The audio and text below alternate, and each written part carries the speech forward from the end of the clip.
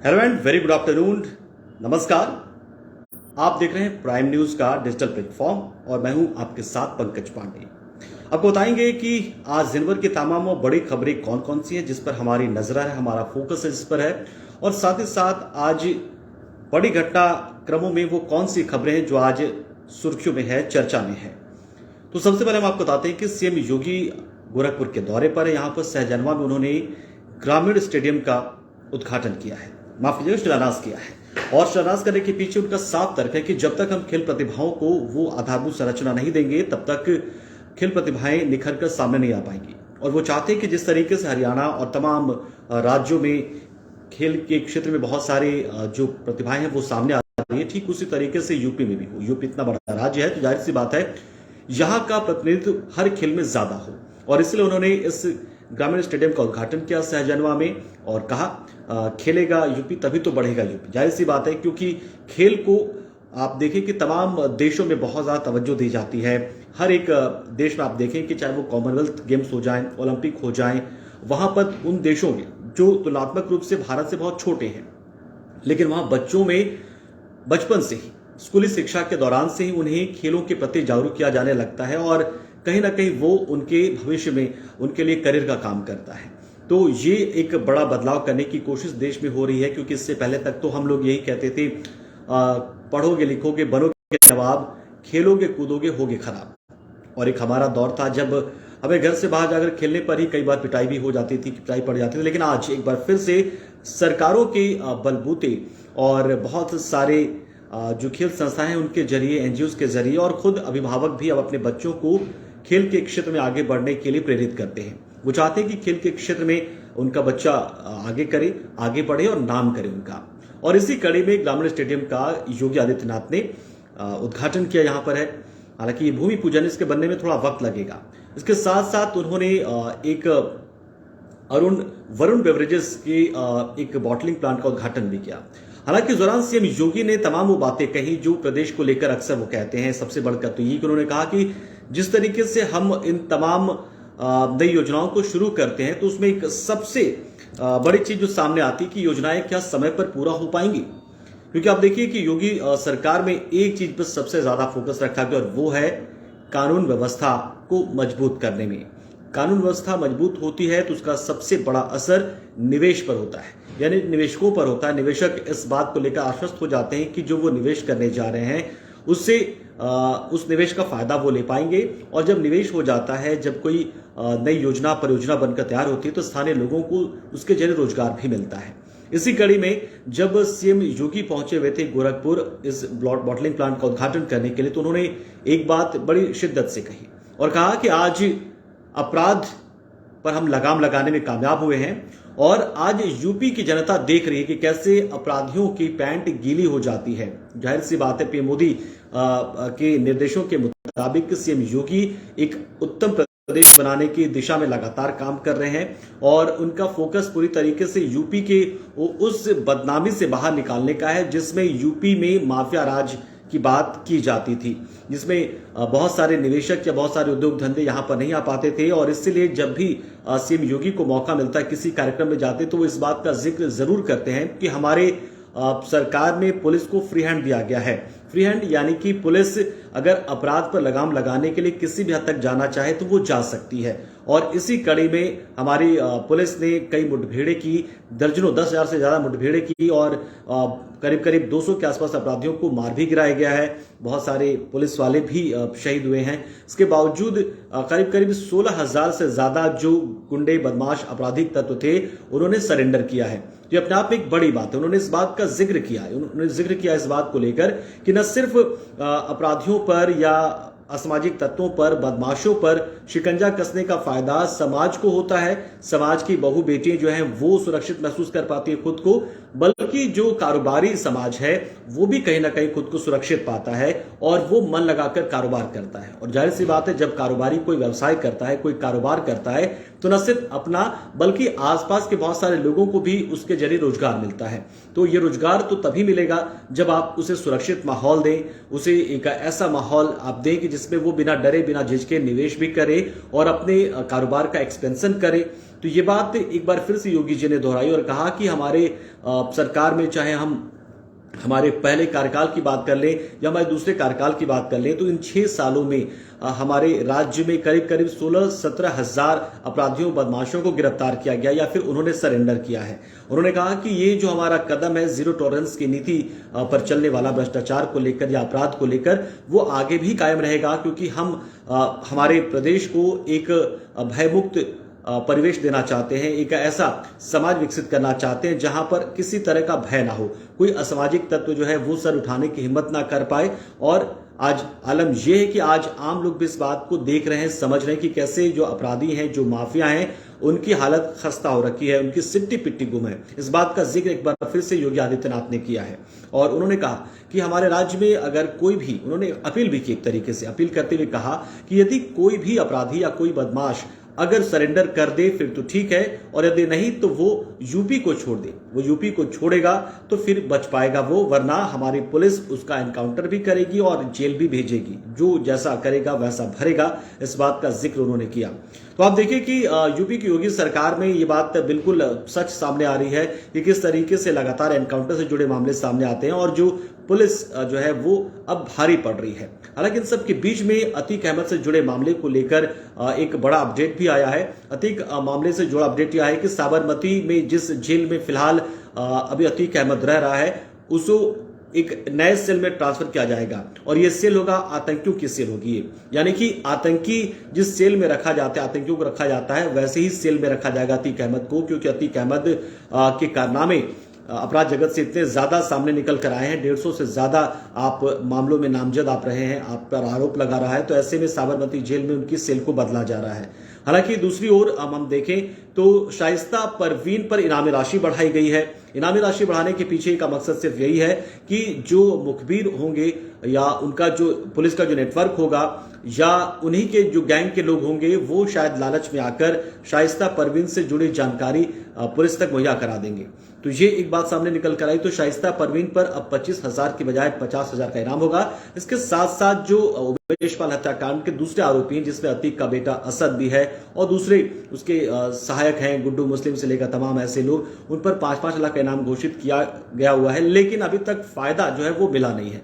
तो एक बड़ा अपडेट इसमें आया कि शाइस्ता परवीन पर भी कहीं ना कहीं शिकंजा कसा जाने लगा है। शाइस्ता परवीन के यहां से एक पोस्टर भी बरामद किया गया है उसके घर से, जिसमें लिखा हुआ है कि रात के बाद सवेरा ही होता, सवेरा भी होता है।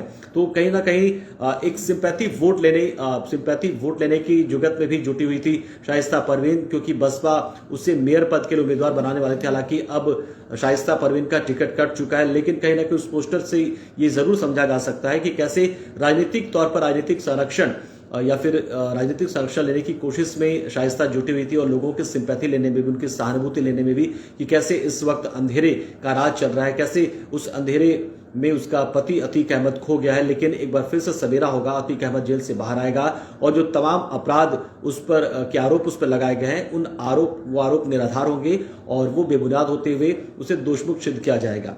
हालांकि इन सब के बीच में एक बड़ी खबर अतीक अहमद मामले से जुड़ी है, यानी कि उमेशपाल हत्याकांड से जुड़ी है कि अब अतीक के बहन शाइस्ता नूरी पर भी पुलिस ने शिकंजा कसना शुरू किया है। दरअसल एक वीडियो वायरल हुआ जिसमें यह साफ देखा जा रहा है कि कैसे गुड्डू मुस्लिम आयशा नूरी के घर के पास आता है और यहां पर जो आयशा नूरी के पति होते हैं डॉक्टर अखलाक, उनसे गले वो मिल रहा होता है, जबकि इस बात की जानकारी उन लोगों को होती है कि कैसे ये लोग एक एक्यूज्ड के तौर पर उनसे मिलना है। लेकिन जिस तरीके से उन लोगों ने यानी कि अतीक की बहन और बहनोई ने साथ दिया, उसके बाद से पुलिस भी अब एक्शन में है और प्रशासन की ओर से अब इन आरोपियों को भगाने या फरार करवाने में मदद करने का आरोप जो है वो आयशा नूरी पर लगा है, जो कि अतीक अहमद यानी कि अतीक और अशरफ की बहन है। तो आयशा नूरी पर भी शिकंजा कसा जाएगा, बहुत जल्द उसे भी हिरासत में लिया जाएगा। इससे पहले हम बात करें तो आयशा नूरी के पति अखलाक को भी हिरासत में लिया गया था, क्योंकि उसे ही पाया गया था कि उसने मदद की है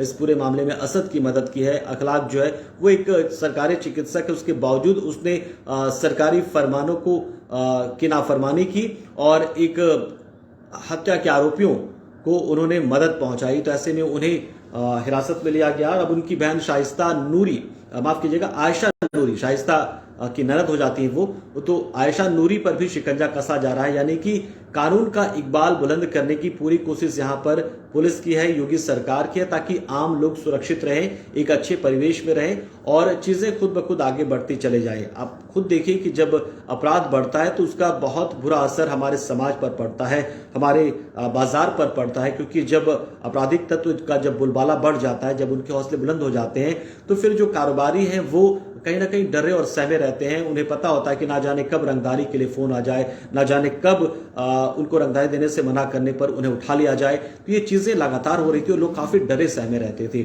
यहां तक कि शाम होने के साथ ही जो महिलाएं हैं, बहू बेटियां हमारी हैं, वो घर से निकलना भी भूल जाती थी। लेकिन आज इन चीजों को बदला गया है और ये बदलाव बहुत जरूरी था।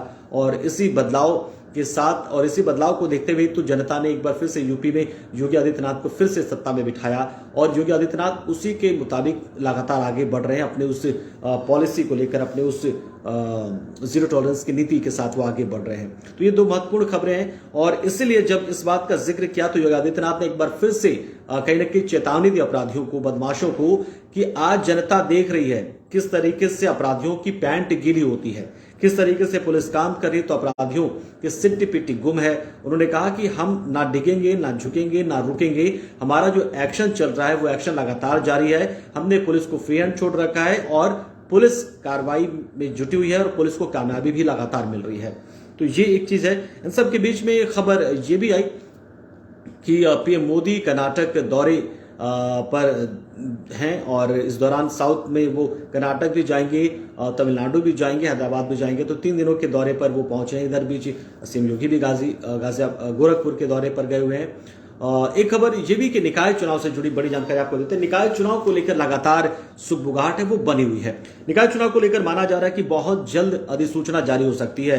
निर्वाचन आयोग जो है वो पूरी तैयारी में जुटा हुआ है और तैयारी पूरी कर ली है। बस उसे इंतजार है कि आरक्षण की सूची उस तक पहुंच जाए, उसके बाद वो आरक्षण रोस्टर की सूची जो है वो जारी कर दे और उसके आधार पर फिर वो अधिसूचना जारी कर दे चुनाव की। यानी कि बिगुल कभी भी बच सकता है, बस इंतजार हो रहा है निर्वाचन आयोग का। जैसे निर्वाचन आयोग को आरक्षण की सूची मिलती है उसके बाद वो निकाय चुनाव को लेकर अधिसूचना जारी कर देगा। तो ये भी एक महत्वपूर्ण खबर है। इसके अलावा भी बहुत सारी खबरें लगातार हम आपको दिखाते रहेंगे। दिन भर की तमाम जो बड़ी खबरें हैं वो उससे हम आपको रूबरू कराते रहेंगे। तो ये फिलहाल हाँ, इन सब के बीच में एक और खबर आई। योगी सरकार में अधिकारियों के ट्रांसफर पोस्टिंग जो है वो लगातार चल रहे हैं। इसी कड़ी में 4 पीसीएस बदले गए हैं। 4 पीसीएस बदले गए हैं और ये कहीं ना कहीं माना जा रहा है कि लॉ एंड ऑर्डर को व्यवस्थित रखने और साथ में निकाय चुनाव के मद्देनजर ये ट्रांसफर किए जा रहे हैं। और इसी कड़ी में देखिए, चाहे पुलिस विभाग में हो या प्रशासनिक विभाग में हो, दोनों ही महकमों में लगातार इस तरह के हमने देखा कि पिछले कई एक दिनों से लगातार ट्रांसफर पोस्टिंग का जो दौर है वो चल रहा है। और सरकार इसका साफ करना है कि जो भी अधिकारी अच्छा परफॉर्मेंस करेगा उसे हम कहीं ना कहीं सम्मानित भी करेंगे और जो खराब काम करेगा यानी कि जनता के उम्मीदों पर खरा नहीं उतरेगा तो फिर वो भी कार्रवाई के लिए वो तैयार रहें। इन सब के बीच में 4 अधिकारियों का तबादला हुआ। हालांकि ऐसा नहीं कि तबादला जो होता है हमेशा किसी गलत वजह से ही होता है। कई बार हमें ये लगता है कि जब लापरवाही या चूक की बात सामने आती है तो पुलिस वाले सस्पेंड कर दिए जाते हैं, सरकारी अधिकारी सस्पेंड कर दिए जाते हैं, लेकिन ऐसा नहीं है और उसकी वजह से जो है ट्रांसफर पोस्टिंग होता है फिर बदल दिए जाते हैं। होता ये कि जब कोई एक जो क्षेत्र है, कोई एक जो सेक्टर अगर वो कमजोर पड़ता है तो कुछ होनहार और काबिल अधिकारियों को वहां पर भेजा जाता है और फिर वहां के अधिकारियों को फिर दूसरी जगह एडजस्ट कराया जाता है। तो जाहिर सी बात है ऐसे में ये कहीं ना कहीं वो तबादलों का दौर शुरू हो जाता है। तो एक बार फिर से 4 पीसीएस अधिकारियों को बदला गया है। ये एक बड़ी जानकारी थी। उसके अलावा भी बहुत सारी खबरों में हम आगे बढ़ रहे हैं और उन खबरों के लिए आप लगातार हमारे साथ बने रहिए। आप रेगुलर बुलेटिन के जरिए भी हमसे जुड़े रह सकते हैं। हम इंस्टाग्राम पर हैं, हम ट्विटर पर हैं, हम यूट्यूब पे हैं, हम फेसबुक पर हैं। तो आप कहीं से भी किसी भी तरीके से प्राइम न्यूज से लगातार कनेक्ट रह सकते हैं। कोशिश हमारी ये है कि आप अपडेट होते रहें हर एक खबर से जो हमारे आसपास अगल बगल गूंज रही है। तो ये तमाम चीज़ों के लिए हम लगातार आपके बीच पहुंचते हैं। लेकिन एक जो शिकायत हमारी हमेशा रहती है कि आप लोग संवाद करते नहीं। आपके मन में यदि कोई भी सवाल, कोई भी शंका, किसी भी तरह का कोई प्रश्न हो तो आप ज़रूर पूछें। हमारी पूरी कोशिश रहेगी कि हम उन सवालों के जवाब दे सकें। और कई बार हम तैयारियों के साथ आते भी हैं, लेकिन जो हमारे दर्शक हैं वो ना जाने क्यों हमसे दूर चले जा रहे हैं।